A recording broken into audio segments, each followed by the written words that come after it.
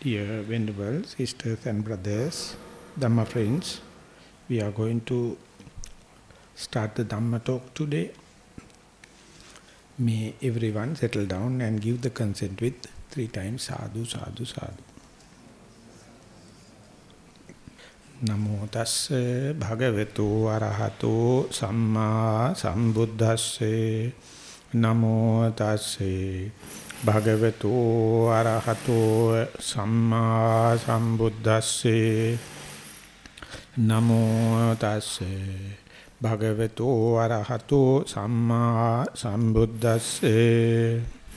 Katamaca auso dve dhamma parinyeya namanca rupanchati. Dear venerable sisters and brothers, my friends, today we are going to still proceed along this particular discourse known as Dasuttara Sutta. Today's question Venerable Sariputta is raising: what are the 2 things one must thoroughly understand for one's own liberation?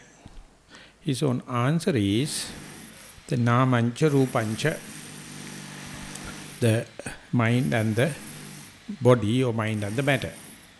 So this is a kind of appear to be quite a philosophical and very theoretical point. It is very difficult to only handle with the theory, but anyway, we must have a certain amount of background understanding towards this mind and matter and mind and the body. Otherwise, very difficult to completely comprehend the situation. Whenever you are try to understand dependent origination, when this is there, that will happen. When this is arising, that arises. When it is not there, that will not be. Likewise, there is a kind of a phenomena the Buddha explained, and then he says, as far as ignorance is there, your volitional activities are happening. You do, you deliberate, your will and volitional activities are because of the ignorance. So as far as ignorance is there, your volitional activities are taking place, and as far as the volitional activities are there, the consciousness going to happen, or the consciousness arises as the volitional activities as the proximate cause. Without that, no consciousness can happen. As far as the consciousness is there, this particular nama rupa, the mind and the body, or mind and the matter, come into being, and this very relationship between the consciousness with nama rupa, or mind and the matter, is the most complicated and most difficult to understand the link. And whenever someone to understand it thoroughly, he will be completely transformed into a different person. So much so it is high potential.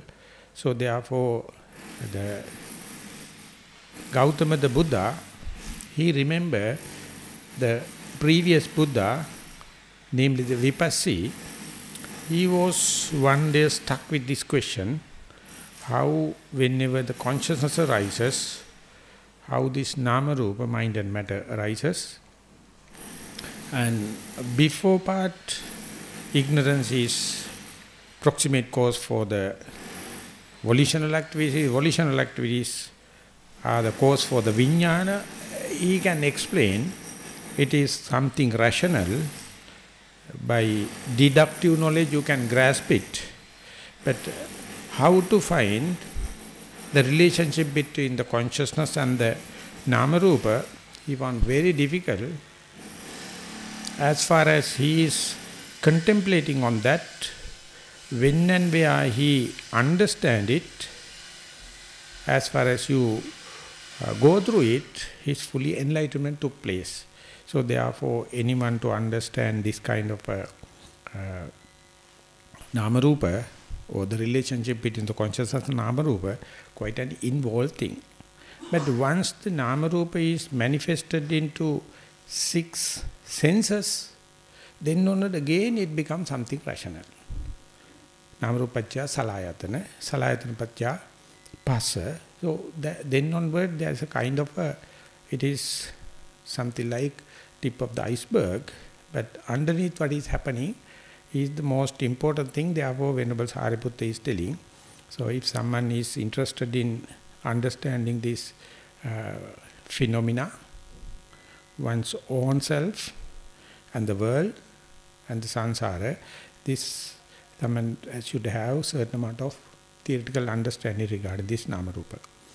So I will try my best, but I can't promise to give the complete communication or complete revelation of the subject. But whatever we can do, we can test it and see whether it is something verifiable. So Namarupa is a kind of a primordial form of the 6 senses or 6 faculties. That very Namarupa, before manifest into, before transformed into 6 faculties, the primordial form we can say as Namarupa, and that very primordial form not belongs to anyone. It's something happening in the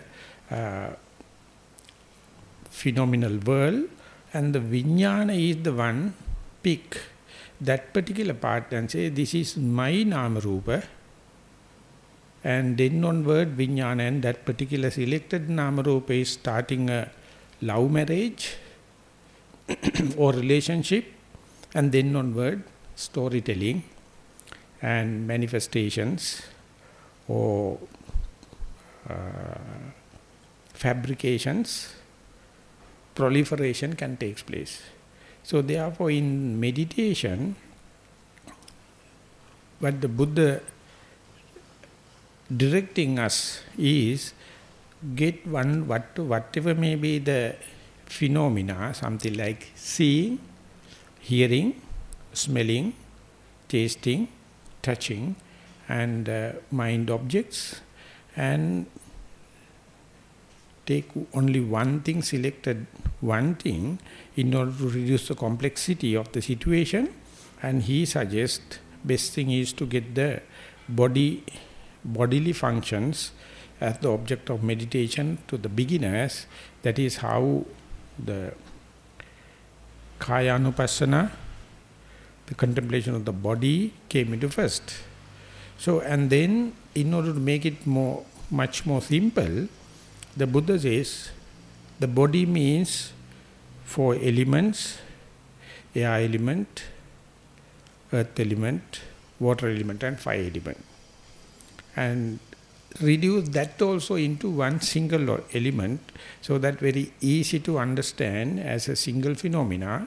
And out of that 4, the Buddha found, through his long experimenting and research, air element is the most vibrant, most conspicuous. So therefore, let the air element happen by its own accord. Don't get involved in this forced breathing. If you have to understand the air element as breathing, so when it is happening, usually you are bound to see in-breath and out-breath. Once it is become gross, once it is come up to the 6 faculties, and once it is gross, you can see the air touching or rubbing against your nostril, left nostril maybe, right nostril, no, maybe the top of your upper lip, or maybe some kind of a rising and falling of your abdomen, whatever it may be. The air element come and rub against one of the sensitive area of the skin, and then you can feel it, you can perceive it. Whenever the perception going to take place, it is already divided into 6 faculties, but unless otherwise it manifests through one of the faculties, a normal person cannot take it as an object, take it as a sign for the experimenting. Therefore, one has to accept. The beginner only going to touch with the peak of the in-breath and the peak of the out-breath, the gushing air, how much rubbing the left nostril and the right nostril, and make it sure you are face to face with the breath. You have to make sure that each and every breath you can keep in view with, together with the mindfulness, and later you may find, even though other distractions are pulling you aside, make you eccentric, again and again you can come back to the breath and you can see the middle of the in-breath and the middle of the out-breath. So it's a kind of a great achievement. For example, today we are on the 3rd day in the retreat, so enough time for someone to be friendly with, be acquainted with this breath. But even then, he or she must understand, I am much acquainted with the middle of the in-breath and the middle of the out-breath. It's good enough. Once that is assured, then the Buddha says, now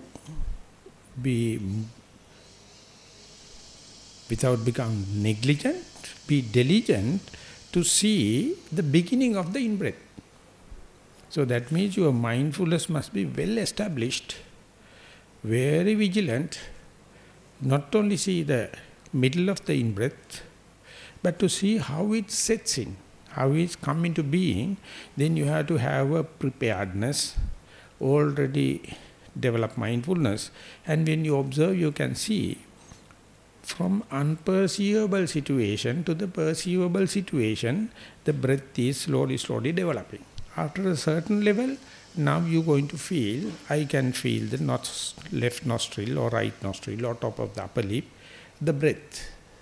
And when the next in-breath happens, you again very sharply, very diligently, vigilantly observe how much I can see, I can prepare to catch the beginning of the in-breath or beginning of the out-breath.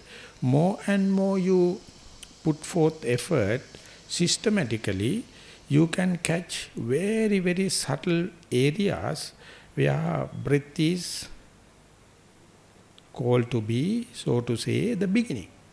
And more mindfulness, you go to the very subtle areas, and you understand, therefore, we can't perceive the whole wave only after certain level of grossness in the perception only we can come to know. But definitely it says there are some very subtle areas, and more you are going to observe it. You see, it is exactly the same with out-breath. The very beginning is, you can't make sure telling that you can catch all at the 0 level, 1, 2, 3, 4, 5, but you may catch it around 15, 20, 25, 30 level, but it is an achievement. Because earlier you had only at the 30, 40, 50 level, now you come up to the very primordial area, and more you go there, it has become a challenge. It has become a sharpening. You keep on sharpening, and when that happens, even though you are not going to direct your attention, with that sharpness, you are bound to see the end of the in-breath, end of the out-breath. Because of your sharpness, and you find the beginning of the perception, at the end of the perception, both of them are very transitional, very mystical, very difficult to conclude that you have seen the whole picture, but you feel like playing it with, like a hobby, how much the preliminary primordial form of the in-breath and how much the tail end of the out-breath you can observe.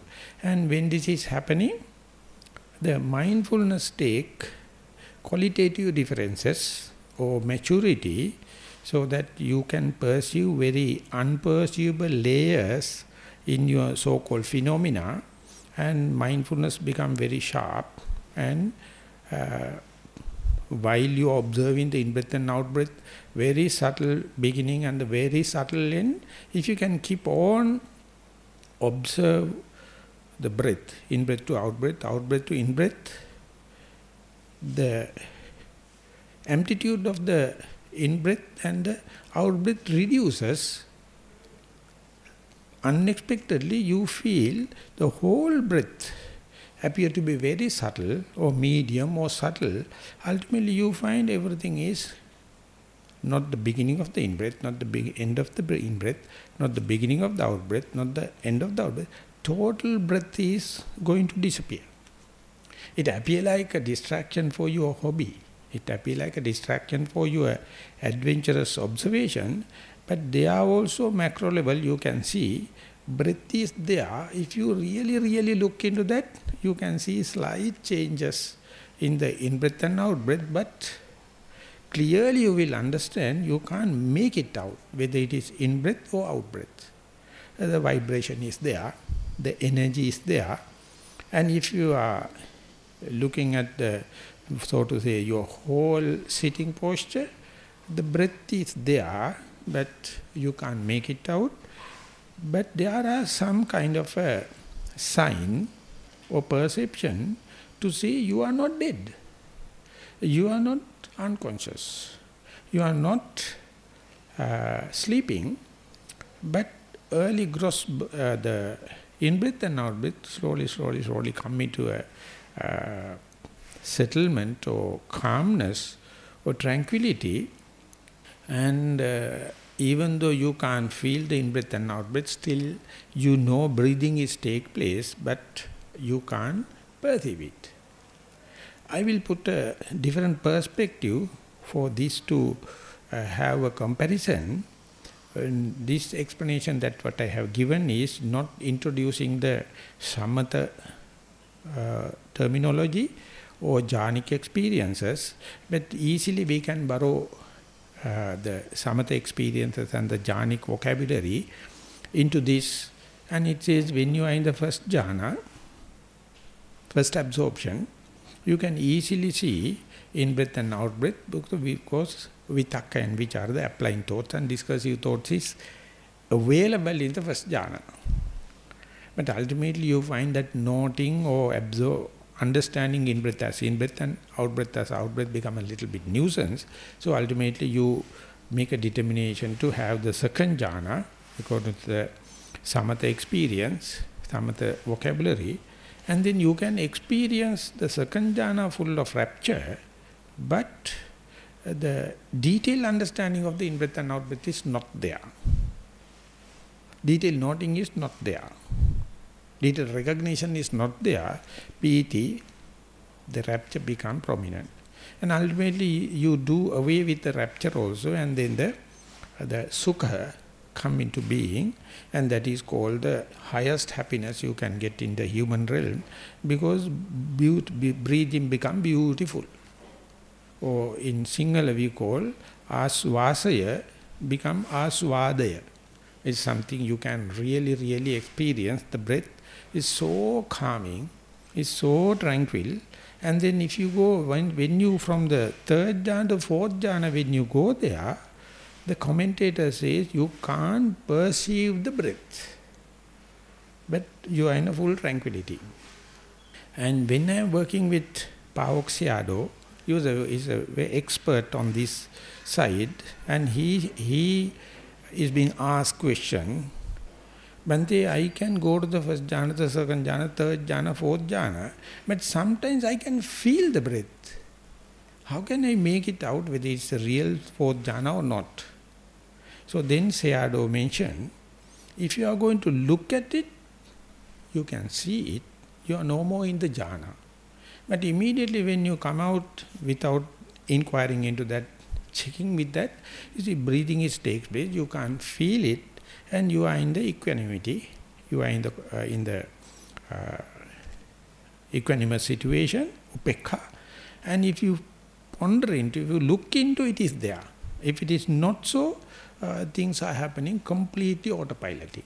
So this is exactly in the, even though without you have any samatha jhana experience or jhanic experience or absorption, you can go to the very subtle layers of the in-breath and out-breath, and when it is happening, things are happening in the quite equilibrium. But if you look into, you can see the slight shadows or nuances of the in-breath and out-breath, but otherwise they are happening very nicely.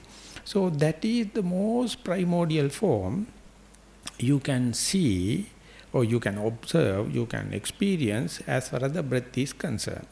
And meanwhile, while you are in this very subtle state, you can see sounds are there at the peripheral level.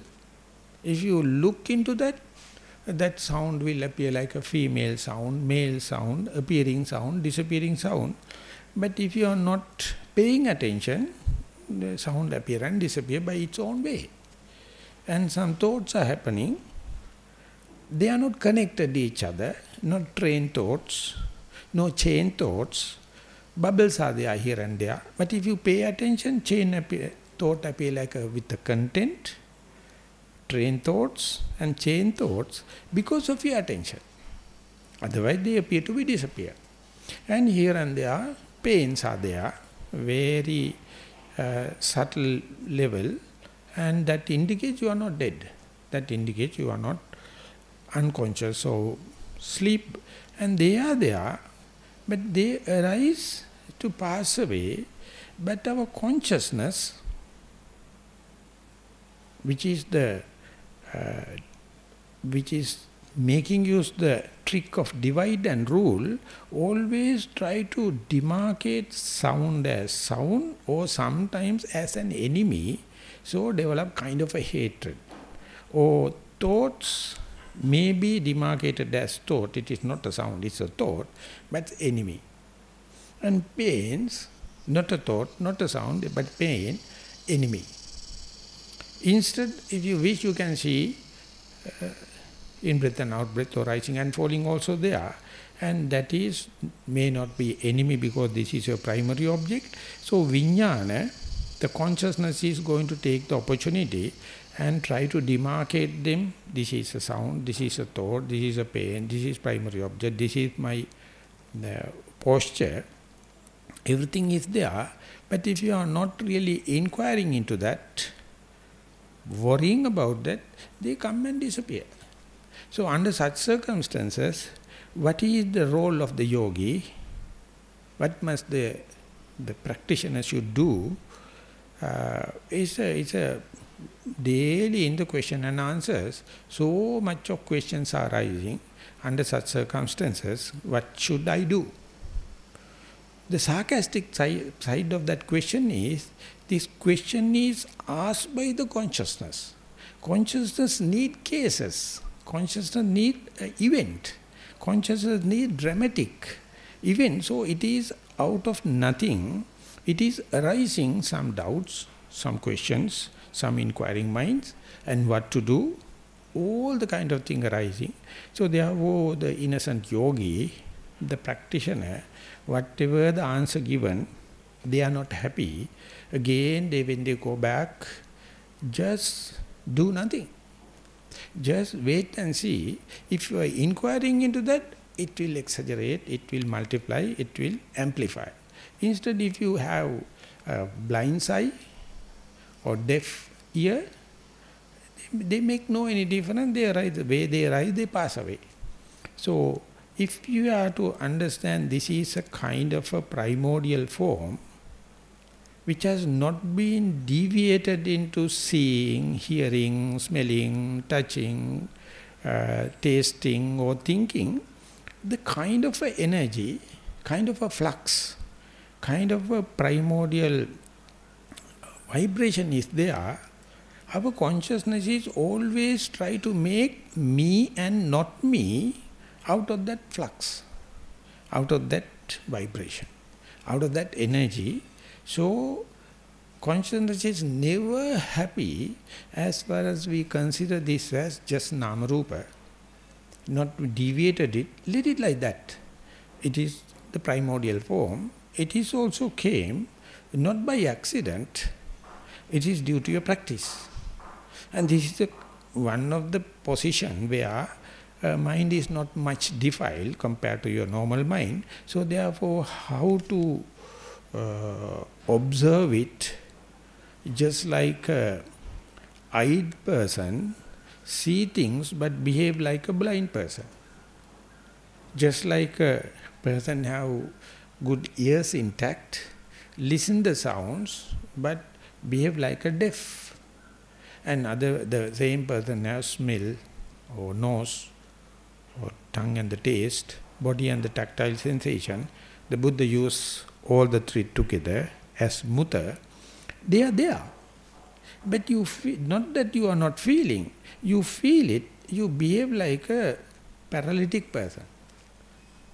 Paralysis, you can't feel like. And you have the knowledge to say, this is in-breath, this is out-breath, this is not a sound but a thought, this is not a thought but a sound. All the discriminative knowledges are there. You behave like a unknown person. Person have no knowledge.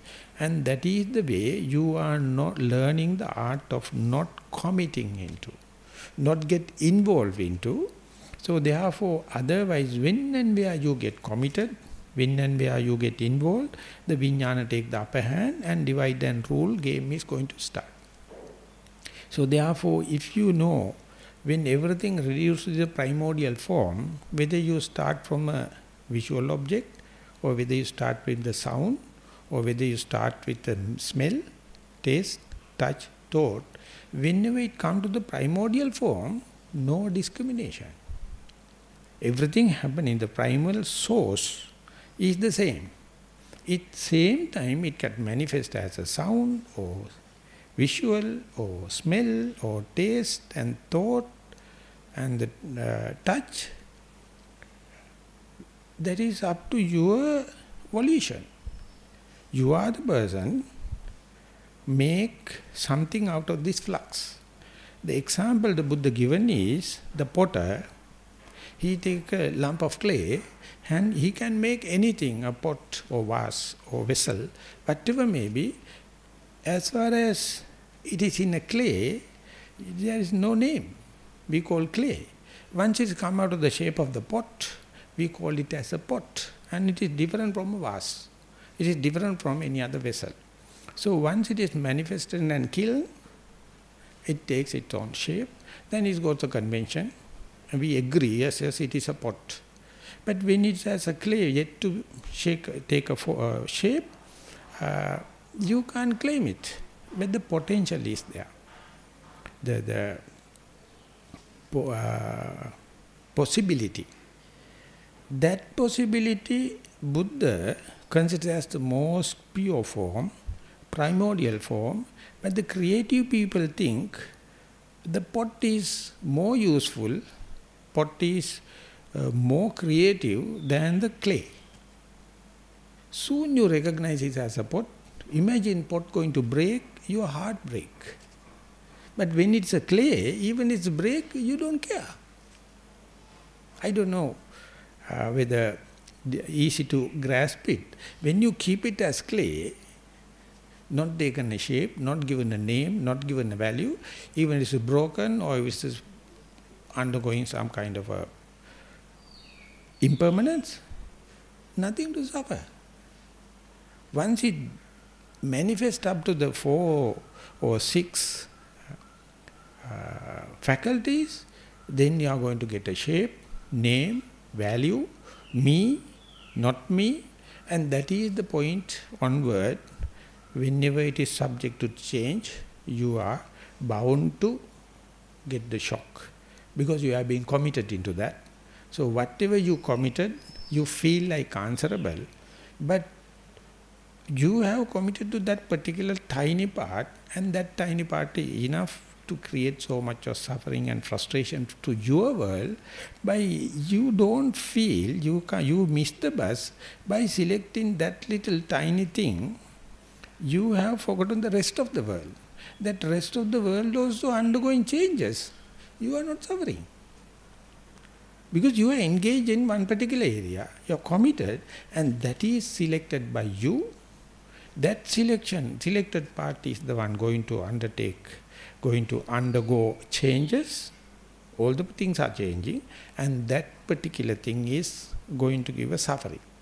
So the Buddha says, don't worry about the whole world. Take little part and reduce into the most primordial form.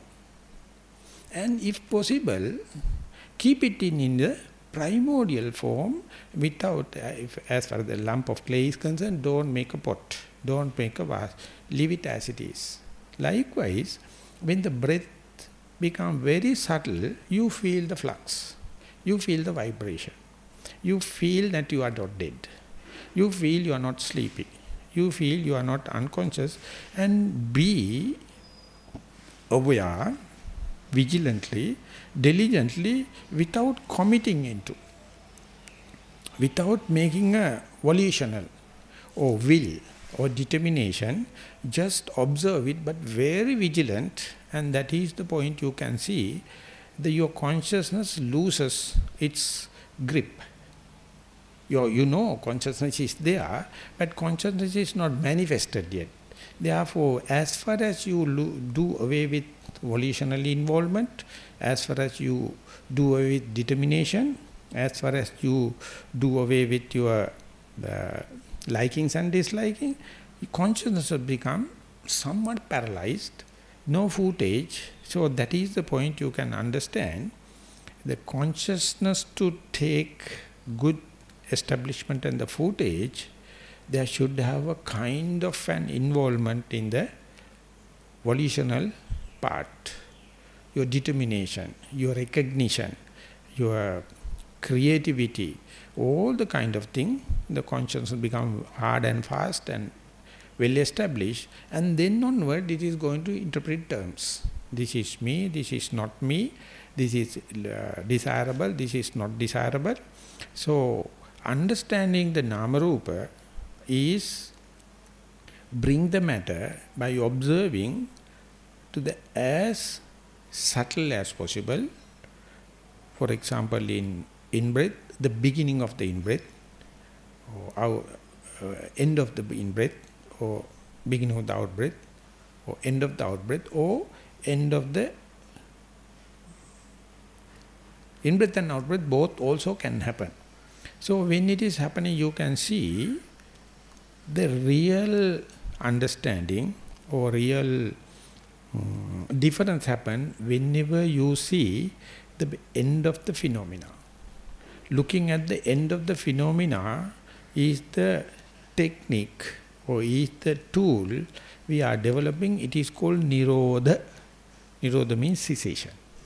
So the Buddha says, as far as the Four Noble Truths are concerned, the truth of suffering, that is torturing, burning, when and where you fail to see the end of any phenomena, you are utterly in a torturing.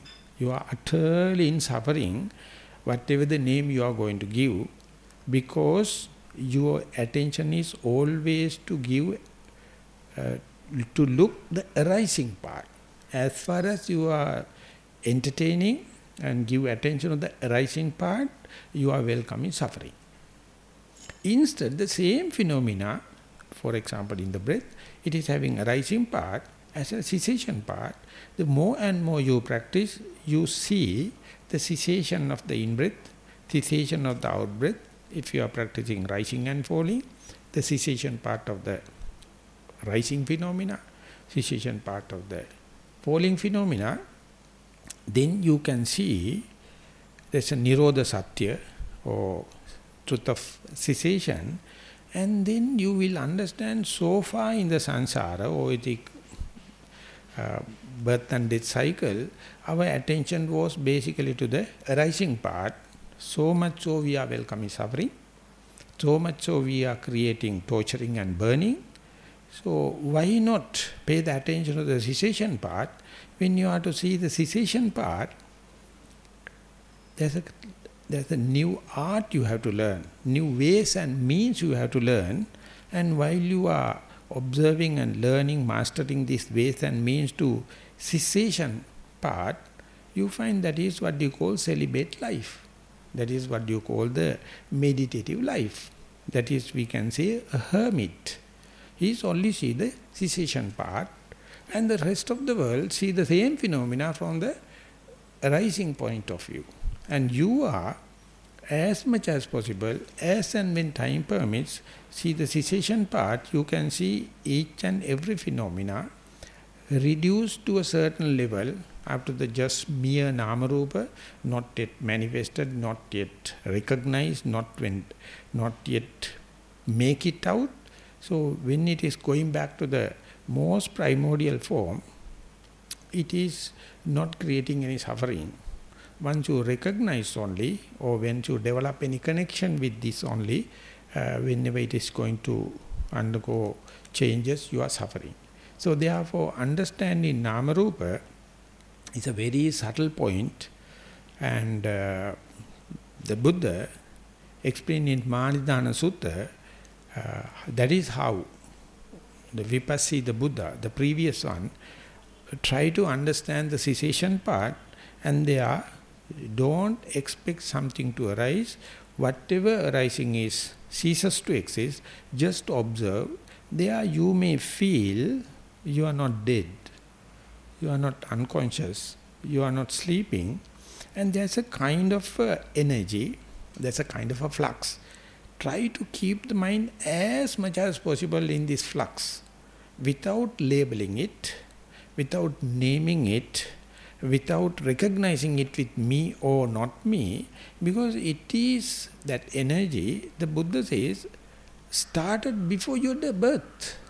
And even after you die, this energy is going to continue. It is not depending on the sun and the moon. There is, whenever that primordial form comes, no earth element manifested there, no fire element, no nothing, no short and long, no liking and disliking, because it has not been manifested. But thing is, it is boring. It is monotonous. So therefore our mind is creating this and that. Soon you expect something out of that, or volitionally involved, or determined. So it becomes your own, or your baby, and whenever the baby becomes sick, you become sick. So how can one to reduce up to the just nama-rupa level without letting it to have go into the six sense doors and aware only the distraction or negative thing is, it is boring. It is very monotonous. It is quite uncertain.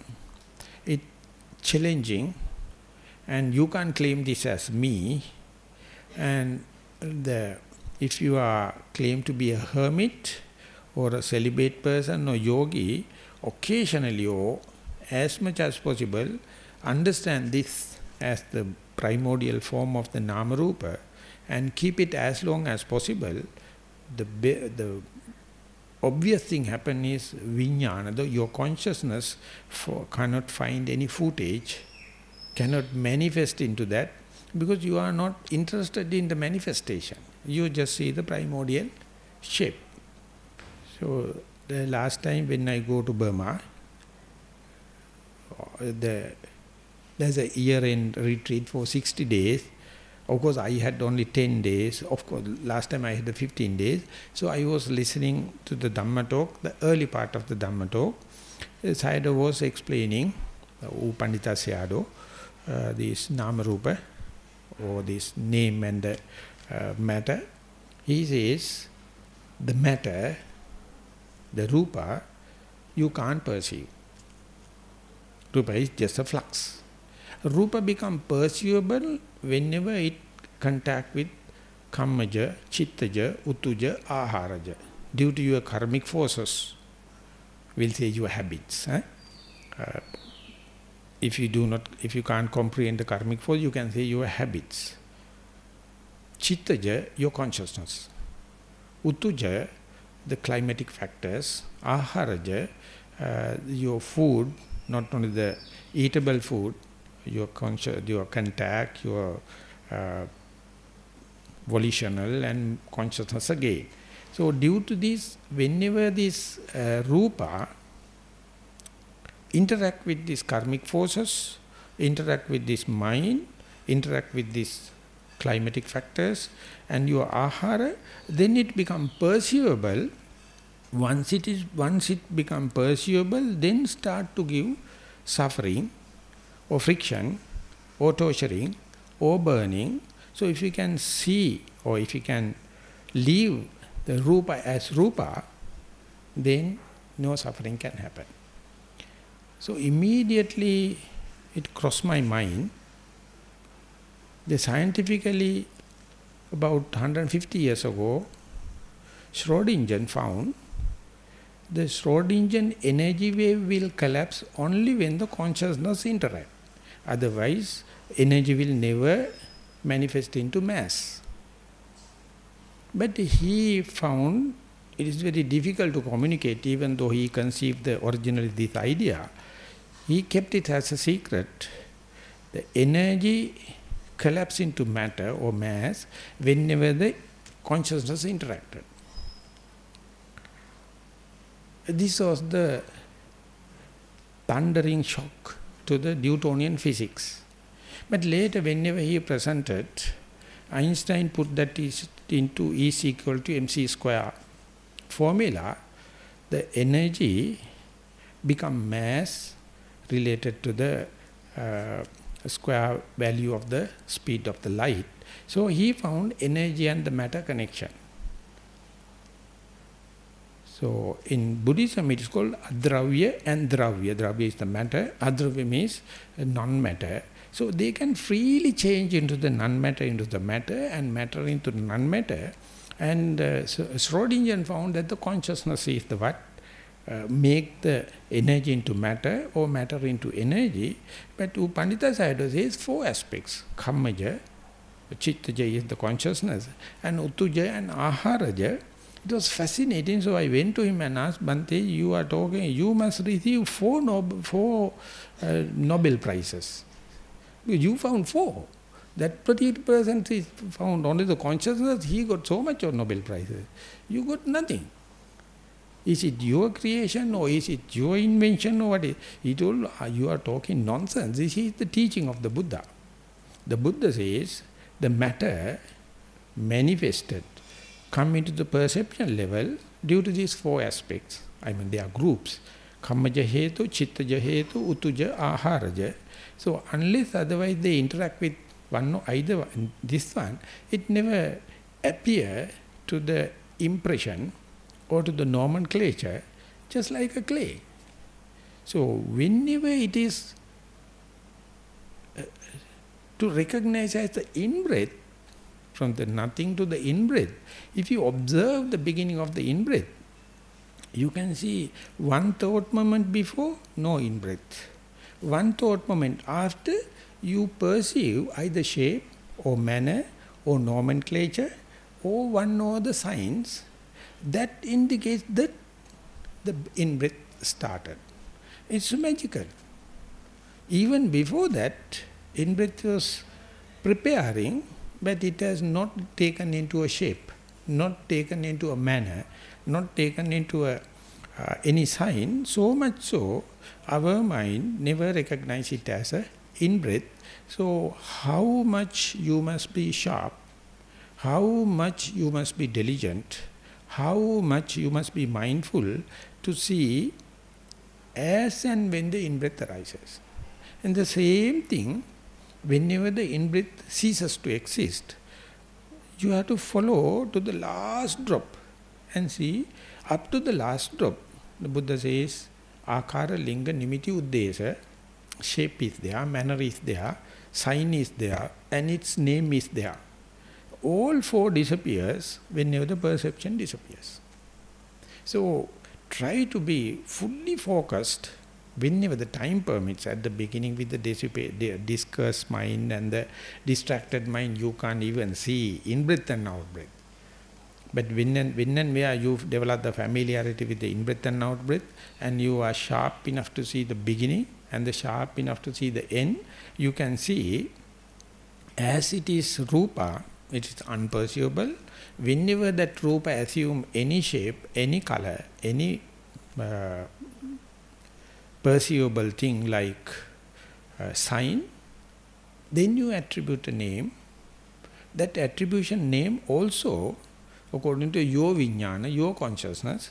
So therefore see from in matter or non-matter, the matter arises, that creation, you are the creator God. Don't expect the God to be up in the heaven and to worship him telling, God, grant me this and that. Your volition or your consciousness, your karmic forces and your food that you have taken and the climatic factors are happening, therefore nothing to worship God, but you have to worship your mindfulness. Well, that is the lens, that is your microscope, focus into the rising part and focus into the cessation part. So it needs nothing but the focus. It is nothing but the alignment. So therefore, non-meditators can challenge this idea. How can you say that from the immaterial thing the material arises and the matter is dissolved into the energy? I can't see. Yes. As far as you don't have mindfulness, as far as you don't have the basic theoretical understanding, as far as you don't have the preparedness for that, definitely you miss the bus. So that is why the Buddha says, before going to very deep, subtle links, you have to have your tools, your faith on the teaching of the Buddha, your precepts, or your moral integrity and moral responsibility, and the sharp mindfulness, not only to see the in-breath and out-breath, see the beginning of the in-breath, end of the in-breath. So when you are observing it, you see, for example, end of the out-breath and beginning of the in-breath, you see this energy. You end up with this unnameable, no shape, no manner, no sign, no name. And that is the place you develop fear. That's the place you develop uncertainty. For that only you develop doubts. For that only you never try to explore into, you just immediately come back and expect the next in-breath to happen, then you feel happy. You feel completely lost in between at the end of the out-breath and the beginning of the in-breath. So therefore imagine same thing between two thoughts, between two sounds, between two pains or any feelings. So the breath is something the Buddha presented as an example, and when you are going there, when you keep on sharpening, you can see more and more you go to the just mere Namarupa, not hearing, not seeing, not smelling, not touching, not mind-made, and reduce to the primordial form, the consciousness get lost. So you feel nauseatic. You feel something like allergic. You don't feel comfortable, but what the Buddha says is repetitively apply into that point, just like by accident, and ultimately when both the in-breath and out-breath going to ceases, then you are in a bigger laboratory, bigger opportunity.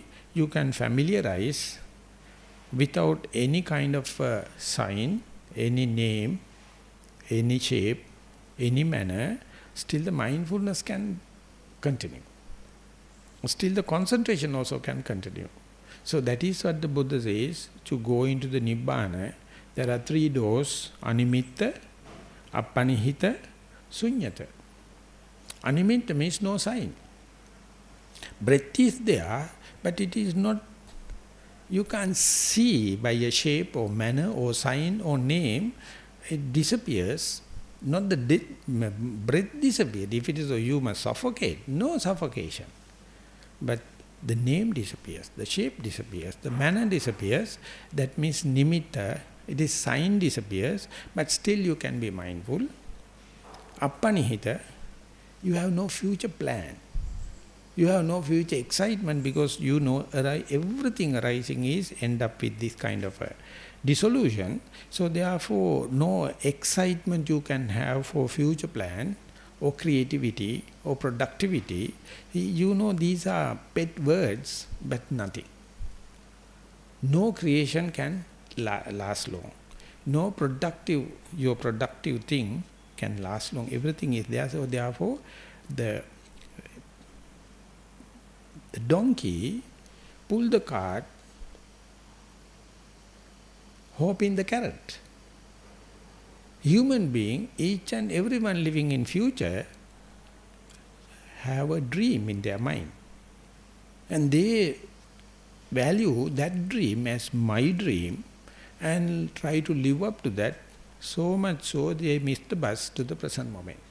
Whenever you appreciate and content with the present moment, you find you loses the future dream, and it is being presented as the motivation theory. More and more you become aware of the Nama-rupa, just mere Nama-rupa, without manifesting into the light, hearing or sounds or kind of thing. Your boredom and the monotony is make you a very lethargic like. No motivation happen. No motivation means no panidi, future plan. And if you are to appreciate it, that means you are appreciating the present moment. You are contented in the present moment. So that kind of a thing you have to introduce to your mind. Otherwise, present moment appear not so dramatic, not so attractive. The other one is sunyata, it's empty. From emptiness only these things appear. And these things also end up with the emptiness. So, in between area, between the emptiness and the matter, it come up to the Nama-rupa level, kind of a flux, or kind of a energy, kind of a vibration. And that you are going to recognize as me, or mine, or myself. It's an utter failure because it came into being before your birth. It is going to continue even after your death. You can't claim it because it is universal fact. So more and more you practice, you will see it is such a common thing to be in this flux. But due to the pleasure principle, you consider it is loneliness. But if you are to recognize this as aloneness, then the Buddha is close by. Then the Dhamma is very prolific and very dynamic, and you can see how the true people are living happily because they recognize, they never claim as the loneliness, they consider this as aloneness or solitude or peace of mind or contentment. So that contentment is not that available at the middle of the in-breath and out-breath, but it is camouflaged, it is being distracted. So therefore once you see this area in the beginning, without much of distraction at the end, ultimately you find even in the midst of all the suffering, still you can see this calmness. John Kabat-Zinn, he wrote the book Full Catastrophic Living. Let all the catastrophe to come out and see this calmness is there. You can't remove it. But you have to have the correct perspective just to see things just like a lump of clay. Without making into a pot, without making into a vessel, without making into a shape or manner, just let it be there. So that is how kind of a contradictory or ambiguity happens. Because our world is very happy with the creativity. Our world is very happy with the productivity. So the Buddha says, whenever you are productive and creative regarding the worldly matters, that is loka vaddako, susana vaddako, ultimately you are developing number of symmetries in the world. That's it. Any creation, any production, the worldly thing is leading to the more and more symmetries and more burial grounds. So therefore, if you look inwardly, you can see when and where the mindfulness is intact, object is face to face, you feel like no shape, no manner, no sign, but still you can feel I am not dead. Still you can feel I am not unconscious. You can feel still I am not sleeping, and try to be there as long as possible without the creativity, without a determination, without a volition, without willful action, and that is the way you can protect the present moment. And the most virulent enemy is your consciousness. It becomes so uncomfortable, coming out with so much of suggestions, so much of creativity, so much of doubt, so much of question and problems.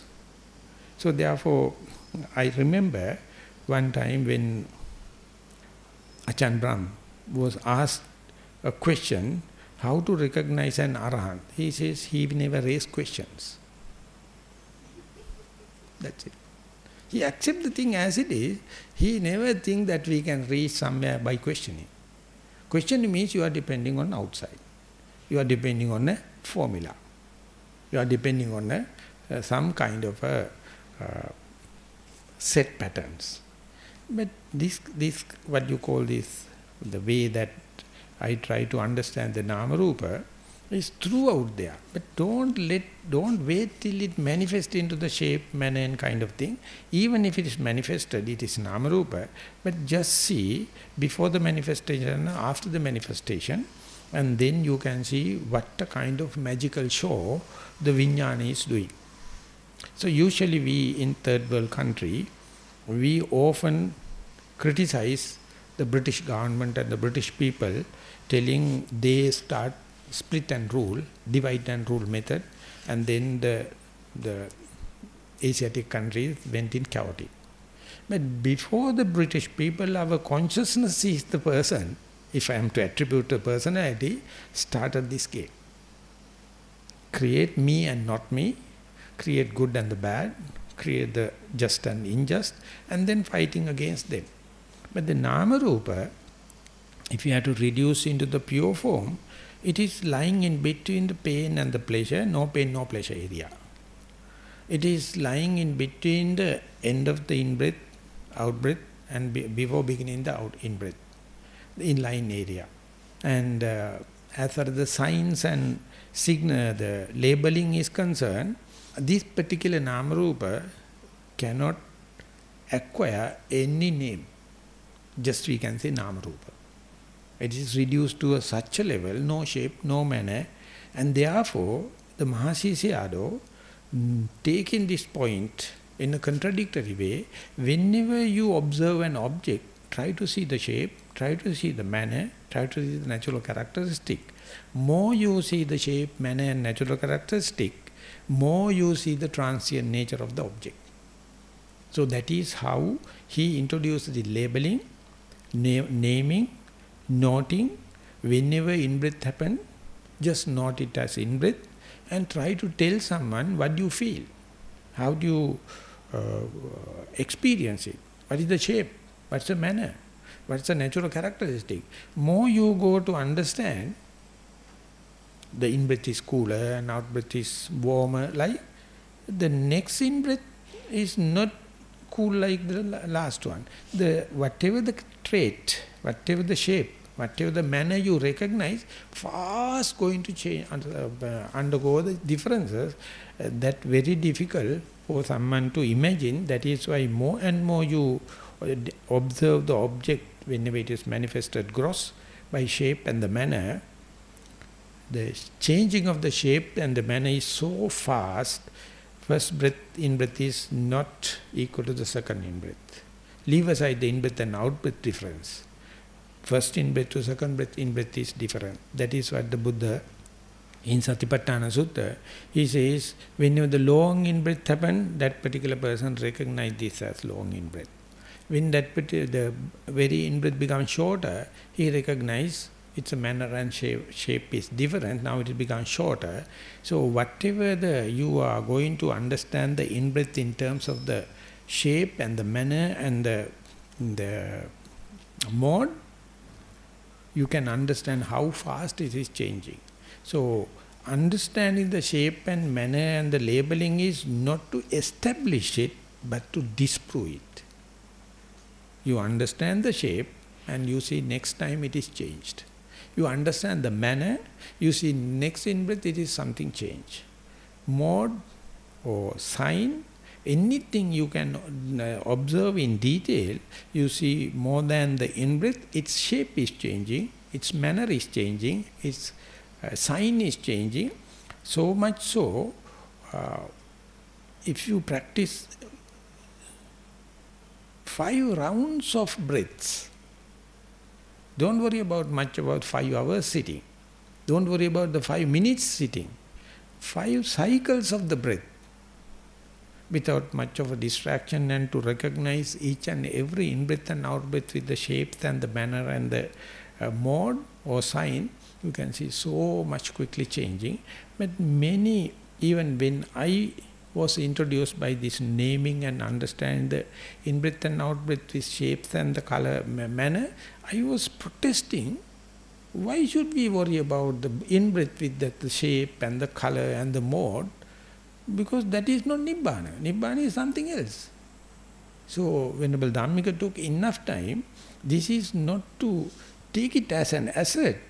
Whatever the shape you see, in-breath to in-breath, this is changing. Whatever the manner you see, in-breath to in-breath, this is changing. Whatever the sign you take, in-breath to in-breath is changing. So that means it is your impermanent notion. We are very, very dynamic. If you look at the object in detail, or vigilantly, diligently, ultimately when the shape and the manner and the mode disappears, after the changing and ultimate disappears, our mind recognizes that the object disappeared like. Object never disappears. What is the disappearing is, it's a shape, it's a manner, it's mode, but still the primordial energy is there. Even the pot broken, the clay is there. And it is called going to pieces without falling apart. It can break off, the cracks are there, but not fallen apart, still the energy is there. So, when you go back to that Nama Rupa level or just mere energy level, that is exactly like with the Buddha. That's the way he also experienced. That's any person go reduce the phenomena into this mere Nama Rupa without going to eye and seeing, ear and hearing, come to the primordial form, you can't claim this is male. You can't claim this is female. You can't claim this is young. You can't claim this is middle age. You can't claim this is old age. You can claim telling that only subject, only digestible for the intelligent people, or you can say it is only for the people without intelligence. No. No any criterion apply to that when it is come back to the primordial form, but your egotistic idea cannot nourished, cannot get the fertilizer when the things reduce to just mere Nama Rupa. So therefore we try to make it somewhat dramatic, somewhat eventful, then only you can thrive upon that. You can, your ego can take footage. So the way the Buddha is explaining, whatever may be the grossness, whatever may be the shape, whatever may be the manner, let it happen again and again. It is happening.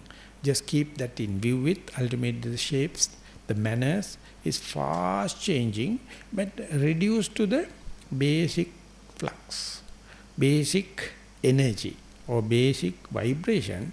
Try to be with it without creativity, without volitional activity, without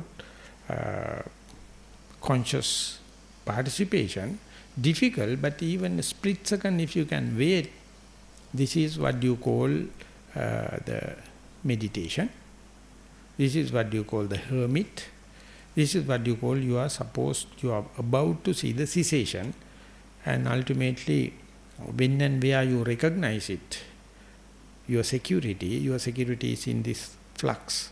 And that never can be removed from you. Always it is there, but you have to understand, without the hatred like boredom and the monotony and try to be with it. Whenever you recognize this as something to be glad or something rapturous, you find throughout the existence there's a reason to be glad, because I am not dead, because I am not unconscious, because I am not sleepy, and you are awake. That awakening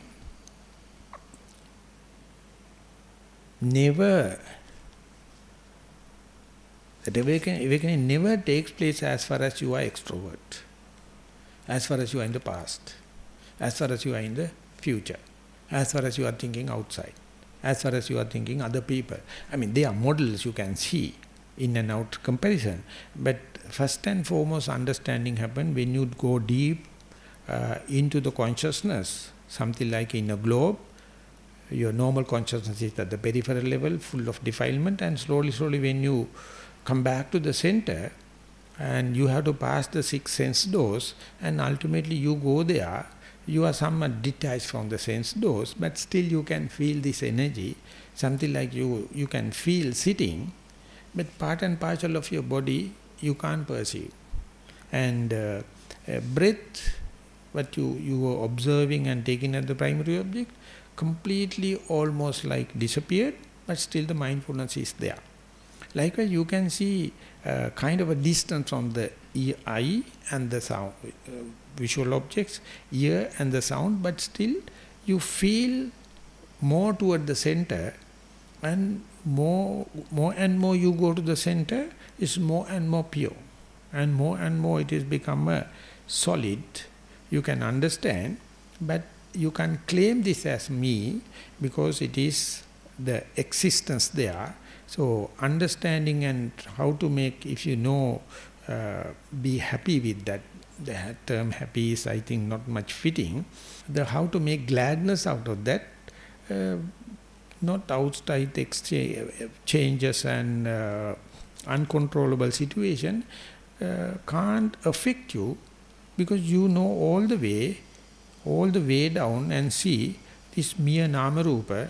If you can keep up without manifesting into the other, so that's a kind of a reference point, kind of a benchmark. Try to be with it. So easily you can see it is not always with sitting meditation. Not necessarily. Not always with the white clothes and the 8 precepts and walking meditation. Not always in a meditation center. Once you recognize it, wherever you may be, you can understand it, or that is we call become self-conscious. So same author, Jon Kabat-Zinn, he wrote a book, wherever you may be, there you are. And what you see, that you are. So that is how you become your full potential, or your full capacity. And when that is because not your mind is spread to the outer surface, but absorb into the center. So that can happen partly with the samatha meditation, but the inner core always vipassana. But there's another method without consulting the samatha jhana and kind of thing. Still you can start the vipassana way also. For that you have to have a huge amount of radical reflection, huge amount of adventurous kind of thinking, and not only by thinking, and kind of you have to practice. Each and every time you practice, keep the mind open. Don't try to find formulas, or don't chase behind the formulas and tabulations and charts and graphs. That is the way you try to reduce the knowledge into the impermanence. But knowledge, this particular knowledge is something, that is the way. By tabulating only you make it the permanent, but the knowledge is, what the Buddha talk is so subject to changes. So therefore, when and where any object, any phenomena ceases to exist, mind you, it is end up with total disappearance of the signs, the manner, shape and modes. And when and where happen, don't get frightened, don't develop the fear of unknown, don't develop the fear of new. Try to familiarize it. More and more you familiar, you can say how much it is under your very nose, how much you have refused so far. Due to your refusal only, you can't appreciate it. By practicing again and again with the trial and error, if you can appreciate it, the moment you can see a different person. By mere observation or by mere reflection or by mere meditation, I wish and hope within these 5 days, someone or some at least